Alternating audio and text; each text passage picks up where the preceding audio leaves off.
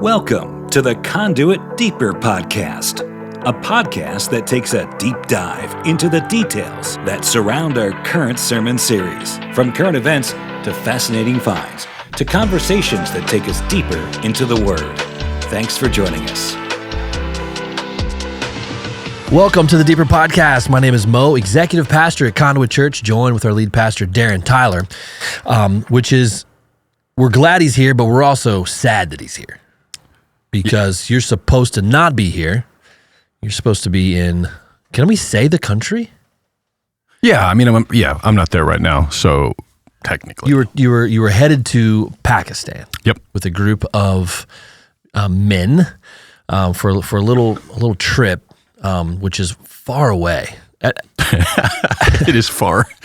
I don't know how often people look at Pakistan on a map or on a globe or not. You know, like I'm gonna guess not much. But when you actually do go look at it, it's on the opposite side of where we are, the entire opposite side. So how many hours does it take to get there? It's about a 30 hours wheels up to wheels down. So I mean, how is that even possible? That's so far away. Yeah, but think about from the context of, like, Paul would have taken like 3 weeks just to get across the Mediterranean in a prison ship. On the other hand, I do think in Paul's writings, he talks about in Corinthians, I've been shipwrecked, I've been beaten. He would have added, I've been in a middle seat coach class flight to Doha. That's like being bitten by a snake for 16 hours. Incredible. Yeah, it's a soul-crushing exercise, especially because for the most part, I'm flying like with the luggage. It's not like I got like a full reclining seat on a lot of these flights.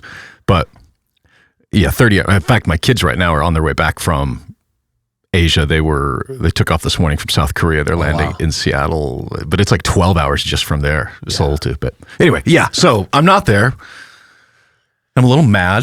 Yeah, it's frustrating. So this episode is going to be more of a current events type episode. There's a lot happening around the world, and we haven't really synchronized much of that, synthesized much of that over the past couple of months. And so it would be fair to kind of discuss that because of what's going on in the world is why you're not in Pakistan.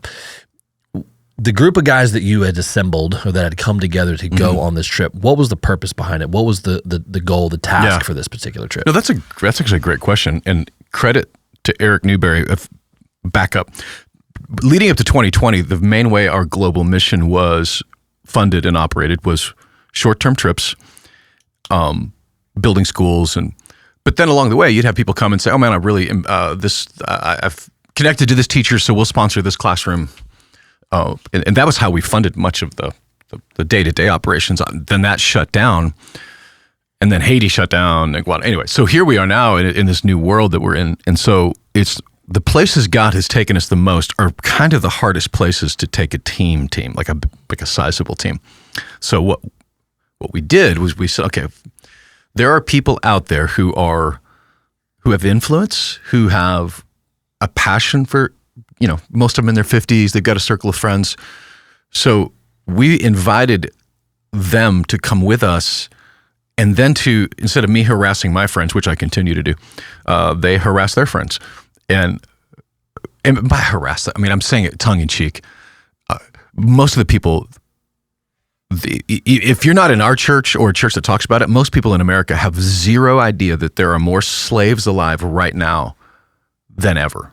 Literally right now, when you woke up this morning, 4.5 million of them in just Pakistan.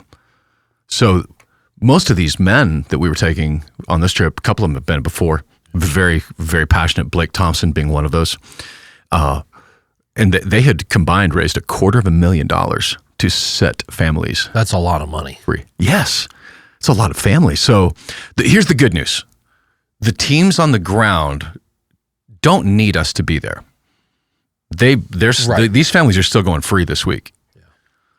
What the bummer is there's two reasons we go. One is accountability. You send $250,000, you want to make sure that the $250,000 is being spent on so accountability. And the other is just the awareness piece. When you've got influential people on the ground, they go back and say, I know this is what the legacy news is telling us, but this is the truth. I'm seeing it in real time. So that's the purpose of the trip. And there still is accountability, to be crystal clear.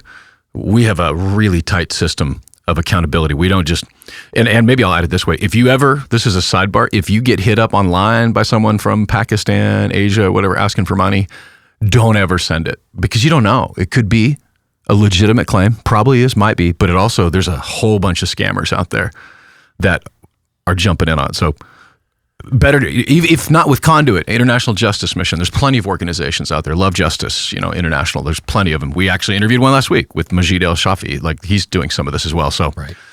But yeah, I'm not there because India and Pakistan decided to have a little war last week. Yeah. So, we see things in the news or on socials, which socials is the new news, about these wars or tensions or bombs flying across borders. I would say that most people, maybe the majority of people, don't know why, don't even know exactly where these places are, don't know the history of why these conflicts take place. And so because that happened over the past few weeks, it was too dangerous to be able to fly because they closed airspace because missiles are flying in the air. So can we back up just a little bit? Maybe give us some context, if you can, to the India-Pakistan tensions and the conflict, what maybe led up to this, what actually happened over the past couple of weeks, and what's going on maybe today. Yeah. I'd love to do that, and I want to frame it in the context of the gospel and hope, because without the gospel, I mean, just straight up, I joke about this, but I'd ditch my cell phone. If you're going to find me, you're going to have to come out to the homestead where I'm off the grid totally. Like if we didn't have Jesus, like, of course, yeah. I don't know how you're not a nihilist. Yeah, no, I always come back to that, right? It's like if this whole thing is not true, and it is true. Oh yeah, 100%. I mean, that's why we do this. But if it wasn't, yeah, the nihilism would run deep, and off the grid I'd go. Well, that is what Jesus does not want us to do. And framing it from Matthew 24, I mean, Jesus, he's having a chalk talk with his team, and he's saying, "Hey, look." They ask him the question, "How will we know?" And there's actually two questions inherent. What will be the sign of your return and the end of time? I think those get confused. This is my personal opinion, because it sounds like they're asking one question, but they're not. There's two questions. When the return of Christ and the end of time are two different occasions in Scripture. So we obviously, I don't think we're at the end of time because we haven't had the return of Christ yet. But he says, here's how you're going to know. Like, here's how you know it's springtime. Caleb Ernest is going to be sneezing and coughing like he's got tuberculosis because of the allergies. Producer Caleb is struggling behind the cameras here, pulling it together. Bless his heart, on the struggle bus, because this is the funniest thing I've heard today, and it's still early, but if you've been to our church, you know that inside, it flowers, fresh cut flowers, it feels like you're going to somebody's house. Warm and inviting. Yeah. And Caleb said, I can't win here, man. I'm outside, I'm sneezing and coughing. I come in, there's flowers everywhere. I'm sneezing and coughing. It's like, bless his heart. So anyway, thanks for taking one for the team. That's how you know what season it is. There's fresh flowers. Allergies. So yeah, the world is sniffing and sneezing right now. And Jesus says that you're going to know this because you're going to hear Matthew 24, verse 6. You will hear of wars, rumors of wars, but see to it you are not alarmed. So everything we're about to talk about, see to it you are not alarmed. Such things must happen, but the end is still to come. Nation will rise against nation, kingdom against kingdom, famines, earthquakes in various places. All these are the beginning of the birth pains. So nation against nation, kingdom against kingdom, tribe against tribe. So there's a difference even between a nation and the word kingdom here, but the tribe might be a word that we could use equally well. And much of the conflict we see in the world right now is a nation against a nation and a tribe against a tribe. So in Iraq, for instance, it's Iraq, Syria, the Turks. But inside of that, it's the Ottomans. And then, for instance, in northern Iraq, it's the Kurds. That is a kingdom without a nation. So they're rising up against the Turks. So inside of Pakistan, back to your original question, this is the scenic route. In 1947, when World War II had come to its conclusion, the leaders of the world were like, what do we do here? The British especially were pulling out of their colonialist nations. So Africa, India was one of their colonies. So they pull out, and some guy goes, hey, we're going to draw a line on the map, and here's your new land. And part of that line goes through the Himalayan mountains in an area called Kashmir. And half of it is controlled by Pakistan, half of it is controlled by India. Wow. But both of them 100% claim it. Oh, and by the way, there's a little corner of Kashmir, we don't talk about this much, that's actually controlled by China. Right. China has never really rattled their saber in Kashmir. But since 1947, India and Pakistan, in fact, you can find videos if you want to waste an hour of your time, just search like the Pakistan-India border ceremonies. Oh, I've seen some of that. Some of the like the dancing, the long-legged stomps and dancing choreography between the two. It almost feels like you're in a Central American cockfight between chickens, like they're just like strutting around. And, they're strutting and saber rattling, like they have these big swords they're flinging around.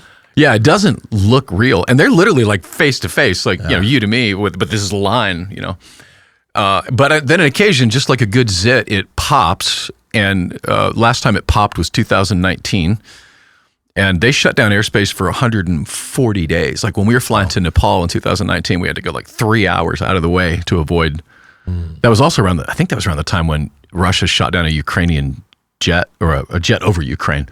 So commercial airlines are very understandably nervous flying over war zones, whether it's intentional or not. And so that the conflict is there, and inside of it, what started at this time was a group of Muslim terrorists inside of Pakistan attacking a tourist resort in the mountains. Only accessible on foot, by the way. This is not like they drove in there. This was a well-planned, well-coordinated mass murder. And India blames Pakistan. Pakistan claiming it's not us, it's just this other group. We don't have any control over them. Of course, this is the same country, actually not the same president because he's gone, but that had Osama bin Laden literally like taken mail in Pakistan. So, it's a little disingenuous for them to say that they weren't involved. They could say plausible deniability because I genuinely believe Pakistan's not looking for a war. Right. India's army is literally twice, if not 3 times the size. Yeah. They are population-wise 4 times the size. I think Pakistan is 250 million, and I want to say it's 1.2 or 1.3 billion in India right now. So they would be overwhelmed in a second. And by the way, financially, they're in dire straits inside of Pakistan, which is why they've been in bed with China for the last decade. Yeah, the tourist area that the attacks took place, they're saying resembled like a Hamas-style attack. Yeah. Where there's just civilians everywhere, and they just show up with machine guns and just start going. An interesting technique, for those of you that have seen the Sean Ryan interview with, what's that lady's name? She was a CIA. You asked me too soon. She scared a whole lot of people. Yeah. But she is right, well, in a lot of things she's right. We think of terrorist attack, our immediate thought is bombs, planes crashing into buildings. For the most part, in the last decade, the preferred style of assault from Hamas, from any one of these terrorists, is not bombing, it's mass murder. Inflict as much casualty as possible, so losing your own life in the process. So was it 10 years ago in India when they took over the hotel? It was but it was like 10 terrorists that literally took over a hotel and burned it with hostages and murdering people. So that's what the same technique being used on this resort was surprise attack, innocent people. It's not a military installation. It's not even it's a bunch of people on holiday. Sarah Adams. She's predicting that is what is coming to the United States. Yeah, she's talked several times about that. If you really want to get into a deep dive on some of this, the Sean Ryan show, she's probably been on there maybe 2 or 3 times now. Just search Sarah Adams, Sean Ryan, and you can get caught up on what she's talking about here stateside. Yeah. The expectation potentially at some point. But going back to wars, rumors of wars, right? This is what we're talking about. There's a rumor of a war. Back and forth. They shut down the airspace, which is why we didn't. By Sunday, the airspace was still technically shut down. We were unaware of whether our flights would even be available. Well, I mean, even before that, though, we woke up to a ceasefire. Yeah, it was whiplash. On Saturday. Yeah, Saturday morning they announced the ceasefire. Which is like, okay, great. Ceasefire, which, I mean, even to back up even the day before that, on Friday, our administration, I think it was Vance, said, this is not our problem. Let them figure it out. None of our business was his quote. Yeah. This is none of our business. 24 hours later, he then states, that himself and Rubio had worked all night long to broker a ceasefire between the two nations, taking credit for it. It's so funny to me how legacy media continues to take the bait. Yeah. How dumb. Yeah. They literally made an entire news cycle on Friday. Every headline, Drudge report, which is so worthless these days, was that none of our business. And what, basically using that one phrase that it is our business because India is our friend, yada, yada, yada, whatever. And then the next morning, oh, by the way, ceasefire. Mm-hmm. Like, they took the bait because there's no way he didn't know they were already working on that. Yeah, absolutely. And so, they make a fool out of themselves for a day, and then by the next morning. But the ceasefire is only as good as, the radicals not concur. It's only as good as the radicals actually agreeing to it. Mm-hmm. And so the radicals on each side, either they don't know or they don't care. They continued to kind of lob some missiles and lob some stuff across borders, causing more disruption to where, you had boots on the ground there saying maybe not a good idea to come. Yes. Even though there is a ceasefire, should probably stand down. Yeah, so to be clear, if anybody's been around our church for any length of time, we don't not go someplace because it's hard or dangerous. That's just part of the job. But we also aren't reckless with it. And Proverbs, there's wisdom in a multitude of counsel. So I'm meeting with my friend Bijou and Prince David, which is his name, which I'm sure is not his name, on Wednesday of last week from New Delhi. They were in town, and they're like, don't go. Majid El-Shafi, Egyptian, who has an office in Pakistan. I'm interviewing him Wednesday morning for the podcast last week, and before we went live on the air, he's like, brother, please don't go. And Peter Shindy, who, by the way, is in the United States this week, I just found out, is same thing. I would highly recommend you not go. And then lastly, our contact on the ground, our main guy, is was stuck in Turkmenistan and could not get back in the country. Mm. And so we just made the unfortunate call to say we're going to stay behind. I felt in my spirit that this was one we say we'll come back to it. Sure. Yeah. Just postpone it. So yeah. And what is it? God's delay is not his denial. And again, those families, it would have been different to me if those families were going to be in slavery if we didn't make it. That would have been a lot different, honestly. It would have been hugely different. But their freedom wasn't contingent upon your being there. Yeah. Yeah. So we're going to miss out. And this is, I don't want to downplay it because this is a big deal. We're going to miss out on, they'll 800 of them will come together for a freedom party. Wow.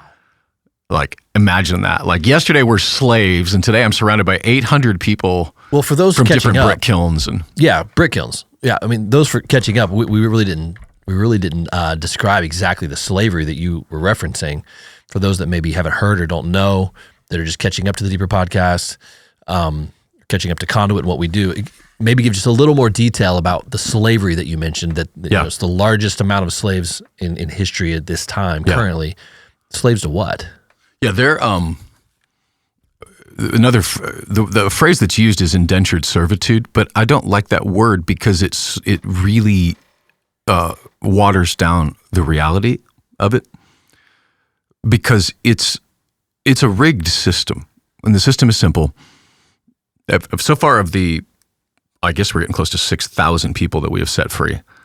100% of them were there because of a medical debt. So imagine, you guys are about to have a grandbaby. Yes. Right? So imagine, Rama, there's some horrible thing happening in the birth, and so she needs medical attention immediately. You go to the hospital here, you go to the ER, they gotta cover you. Now, ultimately we all end up paying for that through insurance premiums. But there, they'll let you will bleed out on the stairs if you don't have money. Now, the thing is it's only like $150, $200, but for them it might as well be millions. So the only option for money is to get a loan, and the only people handing out loans like that own brick kilns. And when you don't pay it back, you are then brought to the brick kiln, and you are now you are working there all day, every day, 7 days a week with to pay back this $150 to work it off. But they bill you for room and board. They bill you for food. If you don't make whatever it is, 1,000 bricks a day, you get fined. If you don't make enough bricks, you get charged interest and penalties. And it's all there in a document. And Pakistan is unique in this, that once they're set free, they're free. No, we make them sign a document and promise you're not going to get another loan. There's stuff even going on with Ramsey Solutions right now, translating financial peace and stuff into Urdu, and to try to customize it for that. But be that as it may, you're committing. You're not doing any more loans. You're committing to that. And there's pastors that take them in, help them get back on their feet. We provide them with a job.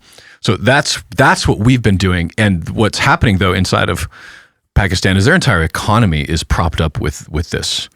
Like I would say 100%, but let's be conservative and say 90% of every building in Pakistan is built with bricks that were created by slaves. Do they export any of those? Do you know? No, it's just all. It funds their own. I mean, to my knowledge, because there's brick kilns. By the way, they're all over India, like in the Kashmir region. The International Justice Mission does a lot of work in the Kashmir region. Wow. Nepal has the same. It's part of their culture. The closest I can think of in our country would be the student loan scam. Yeah, it's rigged. You're never gonna. It's almost impossible to pay it off. It's an unimaginable amount of money. You at least get to live in your own home, but your life is dramatically tested because you are now a slave to your government, as opposed to a brick kiln owner. But be that as it may, I think they think of it like that. Honestly, we drive by a payday loan place, in Lewisburg. We don't really think much about it. I think that's how most Asians think about these brick kilns. Wow. Yeah. But the Bible compels us to think differently about that. Well, it's been an incredible partnership over the past 5 years. Yeah. This is our 5th year partnering in this way with a couple of different organizations, and hundreds, thousands of people are set free, which is so amazing. Yeah. I actually don't know how much, but it's millions of dollars, not hundreds of thousands. Worth every penny. Absolutely. Every penny. So that's what we were going to be doing. Yeah, I mean, I'm excited for you to get back there. I mean, the plan is that you and the team will head over there sometime in 25. Yeah. Just kind of kicking it down the road a little bit for this to settle down. I've not seen the latest. I don't know. Let's see if I can find it. The actual latest update in India. In Pakistan, I don't know if there's any new news, if this ceasefire is holding, if there's... Yeah, it is holding. I think it was this morning's New York Times. There's a story that both sides might have been blustering a little bit on the actual damage. They're showing satellite photos that the damage wasn't as bad as what each side was claiming in the heat of the moment. Yeah. That's the closest to an update. But the ceasefire is back to, I think it's back to, dancing on the border. It's pretty entertaining. Yeah, it's hilarious. If you haven't seen it, you can Google that. YouTube that, India-Pakistan border, I don't know what they call it, a border off. Yeah. Well, it's almost hilarious. Like they went to like the Rockettes boot camp to learn how to kick. Great. Like those dudes could kick way above their head, man. Like I would have ripped my perineum if they're actually, man doesn't have one of those. But anyway, I would have ripped something if I kicked that high. It would not be the same. Oh my. It'd be stitching me up. The other thing that's happening globally is what's happening this week. It's very interesting. Trump and his delegation are visiting the Middle East. They were in Saudi Arabia yesterday, maybe the day before, past couple days, and it has been like a parade like none other. It's like they're welcoming in the king of the world. That's what it looks like. Yeah. Yeah, they're rolling out like whatever their color of carpet is. It's not red. Yeah. The horses, the dancers, the army. They I saw one clip where they were doing the national anthem, the United States national anthem, and it sounded so bad. Like they clearly had never played it before. Like this band that they put together. Oh, that's hilarious. I didn't see that. It was. What instruments did they have? I mean, it was like a full like marching band. Okay, so it wasn't like a sitar or like, No. like some random Pakistani. I think because it wasn't a sitar and it wasn't like their native instrumentation. Yeah, they were using wind instruments and brass and oh my gosh, it was so off. Like it's like they literally rehearsed it one time, right. Like some Oklahoma high school marching band, middle school marching band. It was a middle school marching band version of the national anthem. Oh gosh, and Trump sitting there, saluting and just holding it together.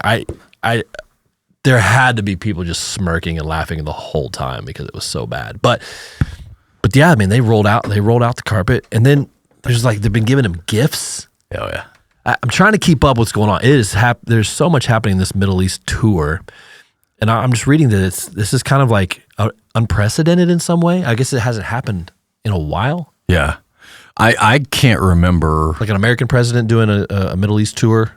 I mean, that's happened, but not like with the pomp and circumstance of. Trump is such a fascinating individual. If you just take a step back from the extremes of both sides, the people that just love him at all costs, people that hate him at all costs, fascinating individual, because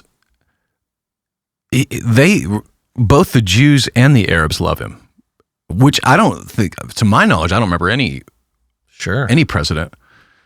The thing that seems to be what they love the most about him is in the Arab culture specifically, and Arabic is a language, not a culture anymore. I should say that.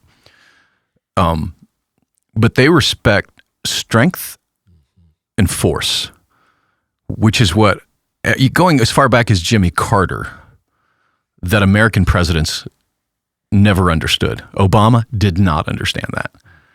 Sending over pallets of cash to Iran, and Iran's going, "You got to be kidding me. This is like a drug dealer getting a free shipment of cocaine, as a gesture of goodwill because we want to be friends with the cartels." But, Trump evaporated, was it Soleimani, like the Iranian Colin Powell, like literally vaporized him on a runway. That scene that we've seen where he's sitting across from a table with a terrorist and he hands him a picture of his house.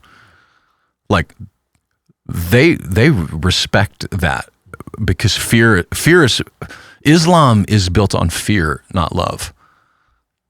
Which means the entire culture is based on strength, survival of the fittest. And so here's a guy that they're doing their dead level best to suck up to. Well, yeah, I mean, there's a couple of reasons. It seems it's a three nation tour: Saudi Arabia, Qatar, and UAE, United Arab Emirates. Excluding Israel, by the way, which they're a little not happy about that, apparently. Yeah. That he's not making a pop in. Which is totally understandable on his part, by the way, to not stop in Israel while he's over there. Because you're already poking the dragon. Right. And that, what's that old saying that a granddad used to say? Like, just because you see a skunk there, it doesn't mean you have to be the one to kick it. You pick which skunk you're going to kick. And he's just not going to kick that one on this trip. And the visit's supposed to focus on economic deals. Saudi Arabia is committing $600 billion in U.S. investments, and with the possibility of that scaling to $1 billion. Yes. And apparently they're discussing a $100 billion arms package. Us purchasing from them or them purchasing from us? Them purchasing from us. Yeah, that makes sense. So it's a little bit. These are big money deals. I think they definitely respect the, like you said, the strength, the force, and they love the money. Like the Arabians, I mean, they're just rolling in. I mean, it's oil money, but like they love the idea of the gold and the glitz and the glamour and the big deals and the making money for sure. I think they do appreciate that about his wheeling and dealing business ethic. Well, they, as a culture, whether it's Qatar, Saudi Arabia, UAE, Emirates, like they're making a play to be a real estate tourist, yes, which is something he has a history in. And look, far be it from me to say what he should or shouldn't do, but it is making a deal with the devil. You know, you're negotiating with the dragon, right? Which is you get to negotiate, but he still has the final say because he will burn you. You know, 19 of the 20 hijackers on 9/11, for those that don't believe America did it, were Saudi Arabia. One was from Morocco. Osama bin Laden from Saudi Arabia. Like the Shia-Sunni divide inside the Middle East, they hate each other. Iran hates Saudi Arabia, you know, the Houthis, Yemen, like that's all, we've talked about that as a Sunni-Shia thing. These countries he's in right now are Sunni nations, and they are the ones that cut the deal for the Abraham Accords, which again, he did not get credit for that. That's never happened in our lifetime. And with both eyes open, acknowledging that it is a deal with the devil, that they are not like us. I specifically mean the theocracy of Islam, Sharia. It's not Judeo-Christian at all. Well, Trump is pushing for Saudi Arabia to join the Abraham Accords in this trip. Like he's trying to They were in, but they didn't sign. Am I remembering that right? Or they never got in on it? I don't think they got in on it. Prince Mohammed bin Salman. Mm-hmm. Where have we seen that name recently? Solomon. That was from Ruth. This past Sunday, you mentioned that. Mohammed bin Salman has reiterated that normalization with Israel requires a clear path to a Palestinian state. So they're kind of at a stalemate with that. Yeah, see, they, as much as they probably want the world to think, hey, we're normal or whatever, they would have to pay dearly inside their country if they made a deal with Israel, the radicals. But on the other hand, you know, Qatar, or Qatar if you're on CNN, you talk about pro-Hamas. I mean, the Hamas leadership became billionaires with condos in Doha. Like they are backed. Yeah. It's traveling as much as I do. I've seen the PR campaign from Islamic states. Qatar Airlines that's the airline I would have been on, is based in Doha. It's literally like a United Nations of flight attendants. Everybody from Philippines to North Africa, like, you know, they've got a lot of people from all over the world on their flight staff. And you know, you think, this is a beautiful little, you know, like what was that video in The Office, show The Office with Kevin Bacon? Have you ever tasted a rainbow? You know, it feels like that, but for Islam. Like somebody made these cheesy pro-Islam videos for your takeoff and landing, and I hate using them because I know that it's state-funded, state-sponsored, which means inadvertently sponsoring Hamas because they are 100% sponsoring Hamas. Yeah. And after they cross the border, murder 1,500 people, like come over here. We'll shelter you here. There, you know, these are not good people. And I'm not speaking of the Qataris. I'm talking of the Qatari leadership and whoever else is cheering them on inside of there. But on the other hand, you know, with BRICS happening, you know, U.S. is being shut out because of the weakness of our previous president and Obama administration as well. So, you know, Brazil, people we could have counted on, Russia, India, China, South Africa, uniting together because they don't trust the U.S. right now. So he's seemingly making deals with other nations to try to shore up where we left, you know, we left Brazil, you know, at the altar, and China swept in, and they're making deals without us now, which is unprecedented in our lifetime.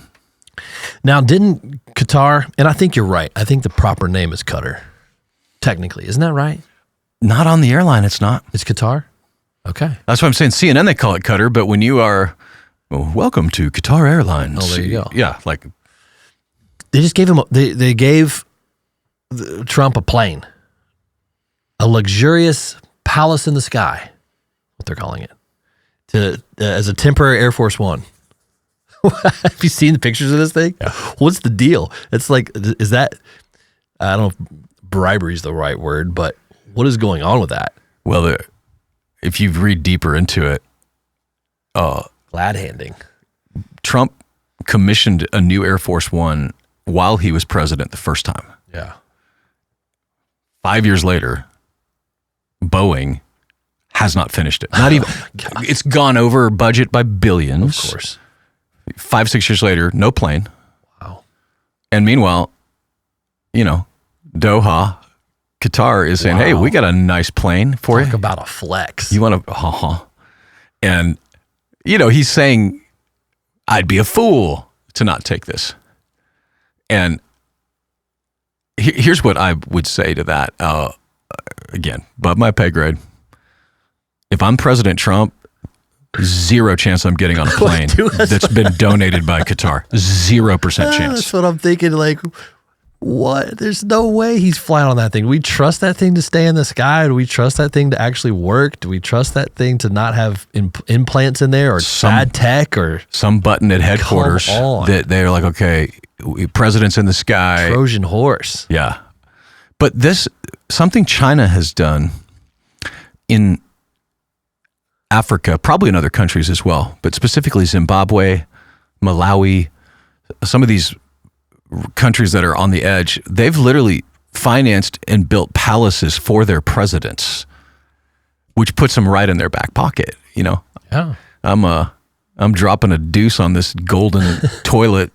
So if the president, if Xi Jinping calls, I'm taking the call, even if I'm in the can, because he paid for this thing. And so is there a quid pro quo attached? No, because of course that would never float. But is there the potential for the foolishness of accepting that gift? I never agree with legacy media on any of this stuff because they're just looking for any door open for it. But it is a fly in the ointment of like, come on, President Trump. It's Qatar. These guys literally are harboring Hamas. Yeah. They celebrated the day. In the streets all over Doha, they were celebrating October 7th. Yeah. They're not. How do I say that? They could be like an ally as long as you keep both eyes open. And he's proven to be a very savvy negotiator, whether with the tariffs or, whatever he's doing. So it feels like he would be thinking the same here. One of the other things that came up yesterday was him announcing the lifting of sanctions on Syria, which I find very interesting, and through a biblical lens also very interesting. The White House officially disclosed the strategic demands through his meeting with the new guy, al-Shara. These are the 5 things that were mentioned. Wait, he met with him? Shook his hand. Trump did? This is what it's like burning down the internet this morning. Apparently, I was a little busier yesterday than I thought, but full normalization with Israel under the framework of the Abraham Accords with Syria. This is the White House disclosure of Trump's strategic demands in lifting sanctions against Syria. So he's met with Golani from Syria, the terrorist guy that. No, it says Syria's al-Shara. I need to look up who al-Shara is. They met yesterday. Yeah, we should do that right now because I'm curious if this is the thing about these guys, by the way, that gets confusing is when they become the leader of like Al-Qaeda, Taliban, whatever, they'll go ahead and just change their name to some name straight out of. This is the beauty of a live recording and the new ChatGPT that gives us some quick answers here. See how this works in real time. They came together. He's known as search results. Ahmad al-Shara, also known by his real name, Abu Muhammad al-Jilani. Yeah, there you go. Yeah. Good job. He's serving. I can't remember to take the trash out on Fridays. But you can remember. But I have the most random memories of Arab leader names. But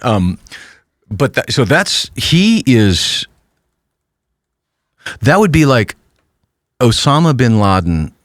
That might be a little extreme, but it's not very far off from it. No, it would be, because the amount of guys this guy killed of our troops in Iraq. So he met Trump in Saudi Arabia. That was part of the delegation that showed up. The first time in 25 years that leaders from the U.S. and Syria have met. And again, the picture that's going around is him shaking Trump's hand. Yikes. And that's why I kind of wanted to get to this. So these are the things that were discussed. Full normalization with Israel under the framework of the Abraham Accords, which I can't imagine him holding to that. No, I mean, they're literally murdering Druze right now in the mountains beyond Hermon. Like immediate deportation of Palestinian and foreign terrorist elements inside of Syria. Wow. Coordinated operations with the U.S. to neutralize the resurgence of ISIS. Probably can agree to that. But they're funding it. So are we. That's a whole other conversation. Assumption of full operational control over ISIS detention centers in northeastern Syria. These are things that he's supposed to agree to for us to lift sanctions. Wait, so we would take control of those, or he would take control of those prisons? Full control by who? I think we would. Assumption of full operation control over ISIS detention centers. It's a good question. Need clarity. It'd be like us taking control of a hornet's nest. You don't want that. You just put it out. Constitutional guarantees ensuring the protection of religious minorities, particularly Christians, within the future political architecture of Syria. So we went to bat for the Christians in Syria, which we know has been a major issue. They're slaughtering them. Yeah, Majid al-Shafi was there literally 2 weeks ago. Yeah, that's what you guys talked about. Front row seat to it. So so this is why Jesus has to come back. Okay. And I love breaking news to you, who you follow this so closely, that I love being able to give you a little tidbit of information that you didn't know before we walked in here. I do too, by the way. It's fun. I'm just intrigued because, on the one hand, like it or not, the guy is the leader of Syria now. And the answer is, I don't like it. So when you say like it or not, it's like, I don't like it at all. But I mean, you talk about negotiating with a rattlesnake. I mean, he was wearing a full suit too, like an American suit. Yeah. Yeah, I think he got done. He dropped off his wardrobe at the Army surplus store and drove over to Men's Warehouse and changed his whole deal. He didn't want to be Zelensky, man. Yeah. Well, even as the Zelensky, I mean, I bought a suit, right? I'm going to the White House. I don't want to get Zelensky either. You know, I'm going to wear my little sweatpants, but I don't know what they would do. Like, that's the thing that I get mad when I hear other people, he shouldn't do this or shouldn't do that, or Israel shouldn't do this. But then there's no what should he do then. So that's, I'm not prepared to say he was an idiot for doing this, because I don't know what he should do. But I would hope that whoever is sitting next to him has their eyes wide open on this guy. Yeah. Because would Osama bin Laden, given the chance, would he have put on a suit and tie? And now in fairness, that we actually funded him in the 80s. Most people know that by now, but we built Osama bin Laden. Yes, we did. It's probably a whole other story. But he was on the CIA payroll. Yeah. So I don't know if this is just like having like your neighbor's pit bull. As long as you're feeding it, it'll start attacking your enemies. But the problem with your neighbor's pit bull is eventually it'll attack you. Yeah. Something to watch. I mean, this is fresh off the presses here. So there's that. Wow. You got Syria, the implications of Syria, which is large. And supposedly, I also read regarding Syria is that before Trump's team decided to bring this or broker this, that he spoke with Erdogan. How do you say his name? Erdogan spoke with Erdogan from Turkey, and came to some sort of alignment around what these sanctions would look like.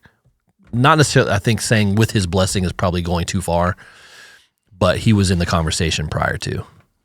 Does any of this include Turkey controlling any of that region? It doesn't say that in this brief bullet point. Yeah. But I guess I bring all of that up in this current event episode to say there's a lot happening in the Middle East, which is a central focus in Scripture for the end of days. Yeah.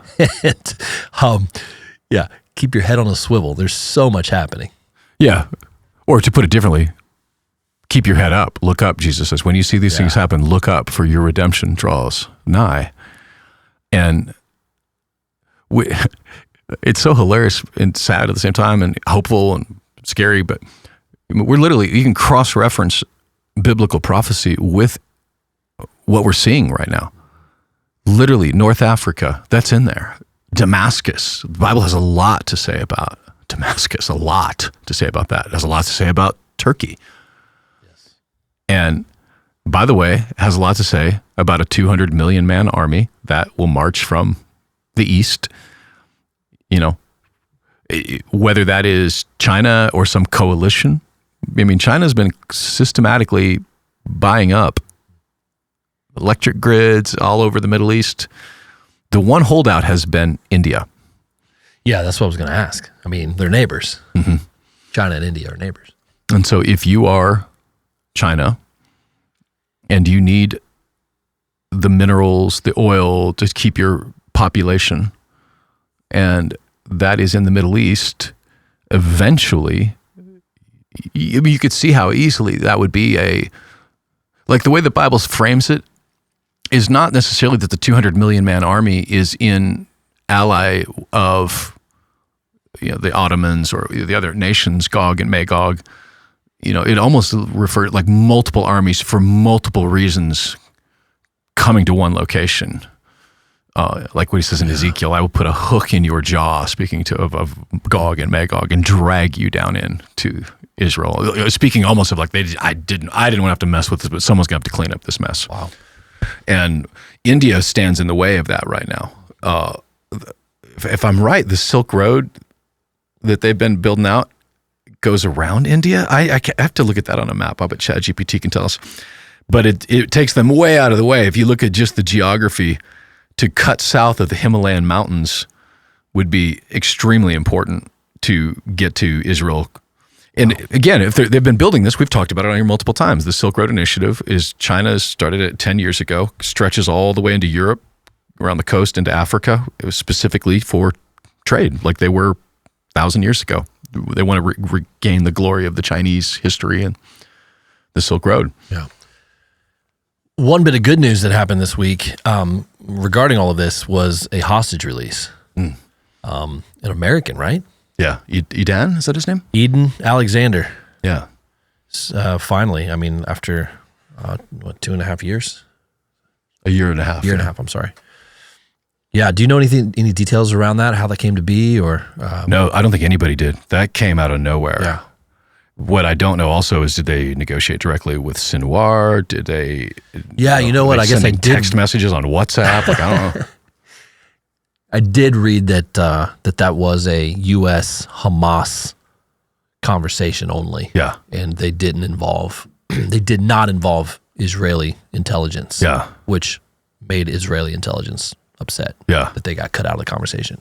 Yeah, and you could understand why they would be upset, and I can understand why the U.S. didn't include them in that.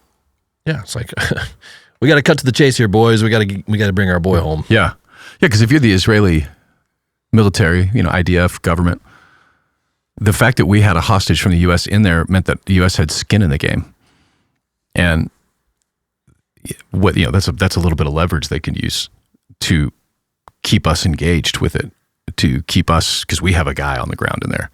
So.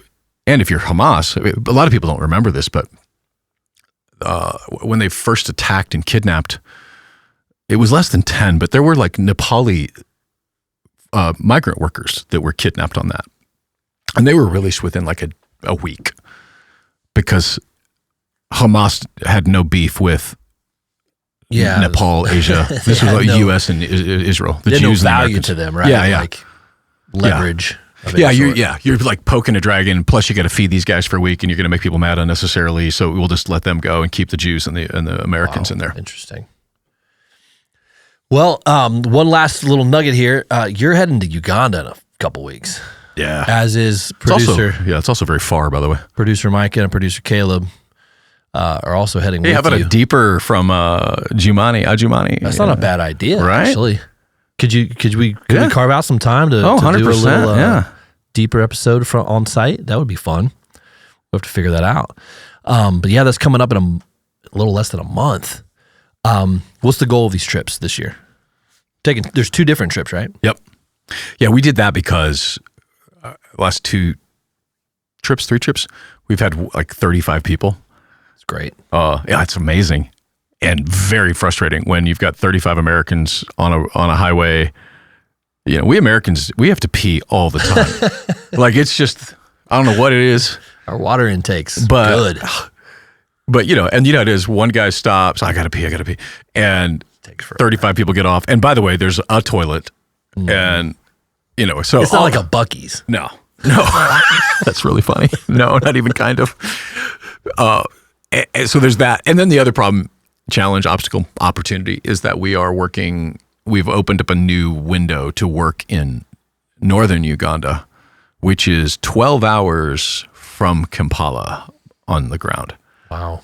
So we have like 2 sections of Uganda in the south where there are 9 churches or 8 churches, and now in the north there are 2. There's about to be a third.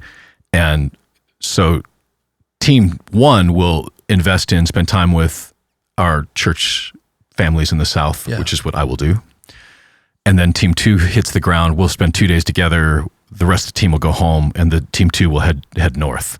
That's most of the young bucks on that one, including 2 of my kids. They're like, I'd much rather go to the north.